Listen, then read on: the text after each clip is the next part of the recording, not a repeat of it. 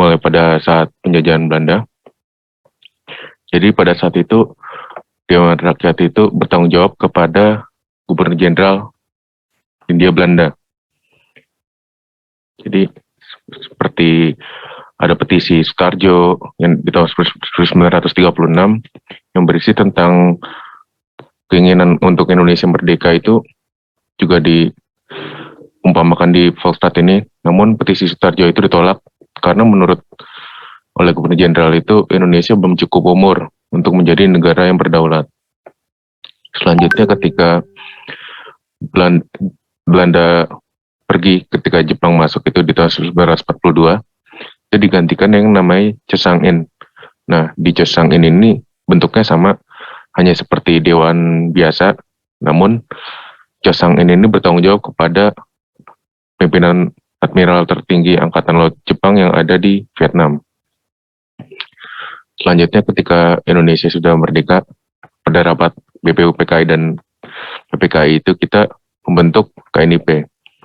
Nah, sebenarnya itu cikal bakal DPR itu sudah dibentuk pada saat rapat BPUPKI dan PPKI itu, namun tidak bisa dilaksanakan karena DPR pada saat itu memerlukan sebuah pemilu.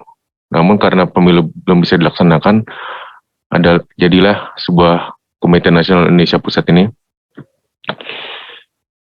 yang rapat pertamanya itu dilaksanakan pada tanggal 29 Agustus 1945 yang juga menjadi hari ulang tahun pertama DPR MPR. Nah, rapat KNIP itu terjadi 6 kali ya. Satu rapat pertama hingga rapat ketiga itu ada di Jakarta, rapat keempat ada di Solo, rapat kelima ada di Malang, dan rapat keenam ada di Yogyakarta. Kita agak maju dikit. Nah, di sebelah sini itu adalah koleksi tertua dari Museum DPR, yaitu meja sidang KNIP yang ada di Yogyakarta, yaitu di Sitinggil. Di sini merupakan saksi hidup, dan podium ini merupakan saksi hidup dasar politik bebas aktif kita yang diutarakan oleh Muhammad Hatta, yaitu Mendayung di antara Doang Karang. Ini di podium ini.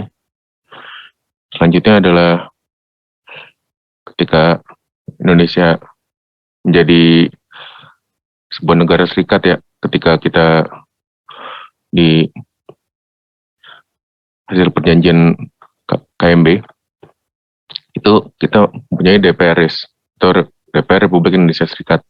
Nah, di DPRS ini itu hanya sekitar 8 bulan, walaupun 8 bulan, namun kiprah dari DPRS ini yaitu banyak menyampaikan para konstituennya yang ingin kembali menjadi negara kesatuan Republik Indonesia. Nah, selanjutnya ada DPR sementara. Nah, di DPR sementara ini untuk pertama kalinya kita membuat suatu undang-undang tentang pemilihan umum yang dilaksanakan di tahun 53 undang-undang itu. Dan inilah hasilnya di tahun 55. Nah, inilah untuk pertama kalinya diadakan pemilu. Pada saat itu ada 79 juta pemilih yang terdaftar, namun yang ikut pemilu itu hanya sekitar 43 juta. Dan partai yang terdaftar itu hanya 53 partai dari 145 partai yang mencoba ikut, karena sisanya itu tidak lulus secara administratif. Nah, di saat yang bersamaan itu kita pemerintahannya itu berbentuk parlementer, di mana kepala pemerintahan itu ada di Perdana Menteri dan kepala negara ada di Presiden. Nah, di saat parlementer ini, karena terjadi pergantian Perdana Menteri yang cukup sering, akhirnya Presiden Soekarno memutuskan untuk membubarkan DPR parlementer ini dan menjadi DPR GR. Nah, di DPR GR ini atau DPR gotong royong, nah, di DPR gotong royong itu anggota DPR itu bukan dari pemilu, namun hasil pilihan dari Soekarno sendiri. Jadi Soekarno itu memilih siapa saja yang menjadi anggota DPR hingga nanti puncak dari ini adalah ketika G30S, di mana banyak dari anggota DPR yang terafiliasi dengan PKI atau komunis, itu banyak yang mengundurkan diri dan ada juga yang dipecat secara tidak hormat. Hingga nanti berlanjut di sini, di masa DPRG transisi, di mana pada saat itu dilakukan pembersihan oleh Presiden Soeharto dari anggota-anggota yang disinyalir masih terafiliasi dengan PKI. Nah, kita lanjut di sini. Nah, di saat yang bersamaan, di tahun 1960-an awal itu, kita keluar dari PBB dan membuat sebuah lembaga tandingan PBB yang disebut dengan CONEFO atau Confederation of New Force Order. Nah, CONEFO ini kita buatkan sebuah gedung sekretariatnya yang ada di gedung Senayan yang sekarang ini. Jadi, cikal bakal gedung DPR MPR itu merupakan gedung CONEFO. Sementara kita itu satu komplek dengan Gelora Bung Karno, yaitu Ganevo. Ganevo itu juga jadi menjadi suatu tandingannya Olimpiade atau Gathering of New Force. Nah, ini ditandatangani langsung oleh Presiden Soekarno. Ini agak kalingan di sini. Ini ada tulisan 19 Mei 65. Itu ditandatangani langsung oleh Presiden Soekarno di sini di atas. Nah, selanjutnya ini ada kalau sidang KA ketika kita menjadi tuan rumah di Bandung, jadi konferensi Asia Afrika. Mungkin teman-teman yang dari UPI udah pernah ke Museum Konferensi Asia Afrika ya. Nah, ini kita mempunyai koleksinya ada kalau sidang KA, atau mungkin bisa ditanya ke Museum KA, kenapa kok koleksi Museum KA itu ada di Museum DPR? Karena pada saat itu kantor MPRS itu sempat ada di Bandung untuk sekitar 10 tahunan. Kita lanjut lagi.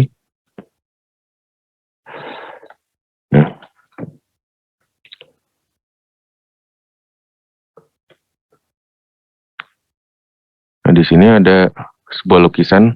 Ini lukisan dari S. Sujoyono, yaitu seorang anggota DPR di tahun 55. Jadi S. Sujoyono ini diminta oleh Ketua DPR tahun 71, yaitu Adam Malik, untuk membuat sebuah lukisan tentang Volksraad. Nah, di sini hasil lukisannya sudah jadi. Di sini yang di podium itu adalah M.H. Tamrin. Sementara beberapa lukisan yang menggambarkan orang Indonesia itu ada yang diberikan halo. Yang diberikan halo-halo ini adalah menggambarkan perjuangan Indonesia. Sementara yang tidak ada cahaya-cahayanya itu orang Indonesia yang masih mendukung Belanda. Kita lanjut.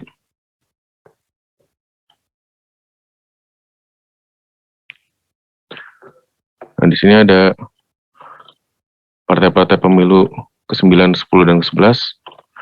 Kita cukup banyak lagi ketika di tahun 2004 diadakan pemilu langsung. Untuk pertama kalinya kita memilih presiden, yaitu SBY. Ini 2009, ada partai lokal Aceh, khusus daerah Aceh. Lalu kita setelah ke museum, kita akan ke ruang rapat paripurna.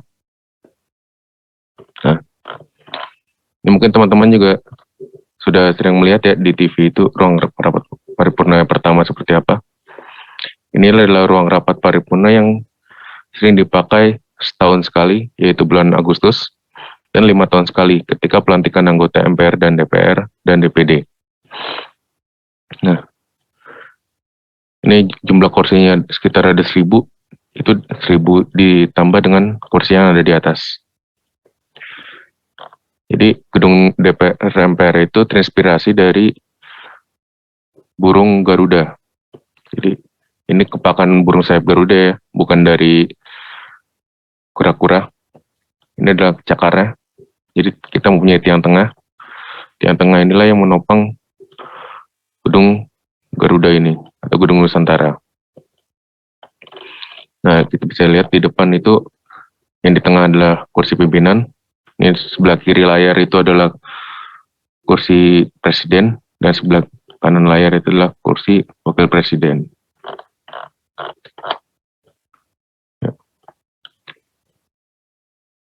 Dan di atas itu misalnya kalian mempunyai sebuah prestasi dan diundang oleh kementerian atau lembaga, kalian akan diundang dan duduknya di atas ini bersama dengan paduan suara.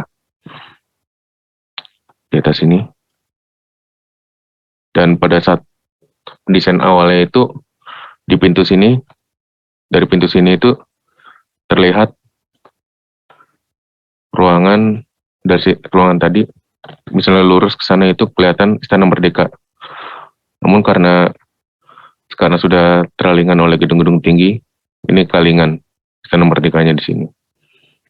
Ya, sekian kunjungan dari ke Museum DPR dan ruang rapat paripurna. Saya kembalikan lagi ke Mas Jaka. Baik, Alif, terima kasih. Alif sudah memandu virtual museumnya.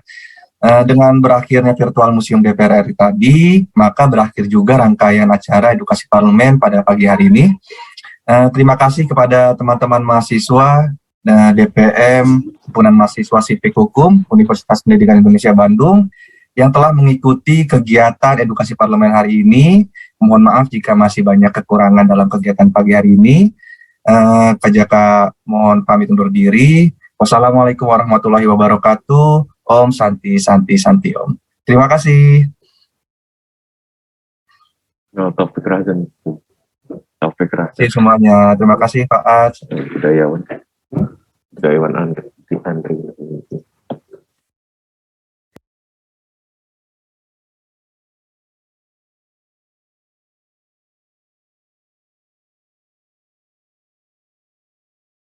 Recording stopped.